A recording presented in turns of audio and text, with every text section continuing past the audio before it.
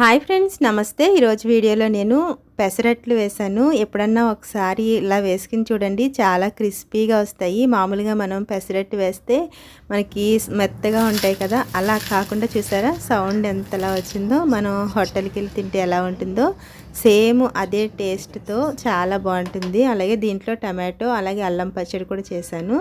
ఒకసారి ఇది కూడా ట్రై చేసి చూడండి. నేను ఇక్కడ పెసలు 1.5 కప్పు తీసుకున్నాను. అలాగే ఒక 1/2 కప్పు వరకు రైస్ వేసుకున్నాను. మామూలు రైసే వేసాను ఫ్రెండ్స్. అలాగే ఒక టీ స్పూన్ వరకు పచ్చెనగపప్పు వేసుకున్నాను. అలాగే మినపప్పు 1/2 కప్పు వేసుకోండి. ఇలా వేసుకోవడం వల్ల మనకి పెసరట్టు అనేది టేస్టీగా ఉంటుంది. కొన్నిసార్లు పెసరట్టు తినేటప్పుడు కొంచెం గొంతు అడ్డపడుతూ అలా ఉంటుంది కదా, అలా వండకుండా మనం దోశలు వేసుకుని తింటే ఎలా ఉంటుందో అలాగే ఉంటుంది. 2 తినేవాళ్ళు 4 తింటారు, అంత బాగుంటుంది. ఇది 2 సార్లు కడిగిన తర్వాత మంచినీళ్ళు వేసుకుని ఇలాగ రాత్రంతా నానబెట్టాను. ఎందుకంటే నేను ఇది బ్రేక్ఫాస్ట్ కోసం చేస్తున్నాను ఫ్రెండ్స్. ఇలా నానిన వాటిని ఇలాగ మిక్సీలో వేసుకుని మిక్సీ జార్లో ఎంతైతే సరిపోతుందో అంత వేసుకోండి. ఇలా ఇదంతా వేసుకున్న తర్వాత దీంట్లో నేను ఒక 2 పచ్చిమిర్చి, 1 ఇంచు అల్లం వేసుకున్నాను. అలాగే ఒక 1/2 టీ స్పూన్ వరకు జీలకర్ర వేసుకుని ఇలాగా మెత్తగా మిక్సీ పట్టుకోవాలి. సరిపడినన్ని వాటర్ వేసుకుని మిక్సీ పట్టుకోండి. బాగా పల్చగా కాకుండా ఈ కన్సిస్టెన్సీ ఉంటే సరిపోతుంది. ఇలాగ ఉన్నదంతా కూడా వేసుకుని ఇలాగ ఒక గిన్నెలో వేసుకుని ఇలా కలుపుకోండి. కలిపిన తర్వాత దీన్ని ఒక 10 నిమిషాలు పక్కన పెట్టుకోండి. ఇప్పుడు మనం చట్నీ చేసుకుందాం.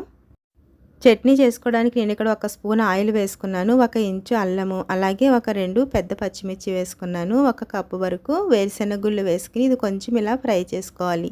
ఇలా ఫ్రై అయిన తర్వాత ఇప్పుడు దీంట్లో ఒక 3 ఎండుమిర్చి కూడా వేసుకుంటున్నాను. పచ్చిమిర్చి అలాగే ఎండుమిర్చి వేసుకుంటే టేస్ట్ చాలా బాగుంటుంది. అలాగే ఒక 3 టమాటోస్ని ఇలా కట్ చేసుకుని వేసుకోండి. కొంచెం కరివేపాకు అలాగే కొత్తిమీర కూడా వేసుకుని ఒకసారి ఇలాగా కలుపుకోండి. కొంచెం సాల్ట్ వేసుకున్నట్టయితే టమాటోస్ మంచిగా మగ్గుతాయి. ఒక 1/2 టీ స్పూన్ వరకు జీలకర్ర కూడా వేసుకుని మూత పెట్టుకుని ఇలాగా మగ్గించుకోవాలి. ఇలా కొంచెం మగ్గిన తర్వాత దీంట్లో నేను ఇప్పుడు కొంచెం చింతపండు వేసుకుంటున్నాను. చింతపండు వేసుకోవడం వల్ల పులుపుగా కొంచెం బాగుంటుంది. నేను ఇక్కడ హైబ్రిడ్ టమాటోస్ వేసుకున్నాను కదా, అలా వేయిన తర్వాత చల్లారిన తర్వాత మిక్సీ పట్టుకోండి. మిక్సీ పట్టుకున్న తర్వాత నేను ఇక్కడ జీలకర్ర, ఆవాలు, పచ్చెనగపప్పు, మినపప్పు అలాగే కరివేపాకు, ఎండుమిర్చి వేసుకుని 1 స్పూన్ ఆయిల్లో ఇలాగ తాలింపు చేసుకున్నాను.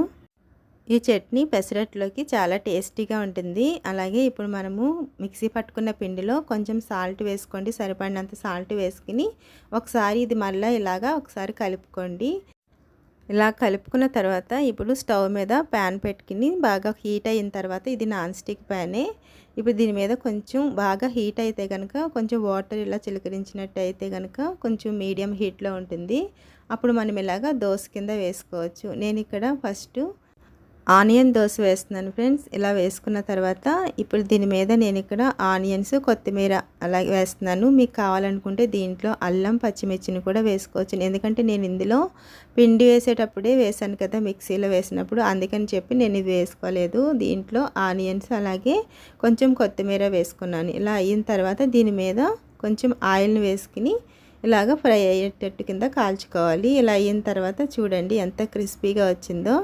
అలాగే మనకి పెసరట్టు మంచిగా చక్కగా ప్లెయిన్ పెసరట్టు వేసి చూపిస్తున్నాను చూడండి. దీన్ని కూడా మనకి పిండి కన్సిస్టెన్సీ అనేది ఇలా మంచిగా అటు థిక్గా కాకుండా ఇటు లూజ్గా కాకుండా ఉన్నప్పుడే మనకి ఇలాగా దోశ అనేది మంచిగా వస్తుంది. పెసరట్టు ఎప్పుడైనా సరే ఇలా క్రిస్పీగా రావాలంటే పిండి ఇలా చేసుకోండి. మన ఛానల్లో బ్రేక్ఫాస్ట్ రెసిపీస్ చాలా ఉన్నాయి ఫ్రెండ్స్, ఒకసారి చెక్ చేయండి. నేను డిస్క్రిప్షన్లో లింక్స్ ఇస్తాను.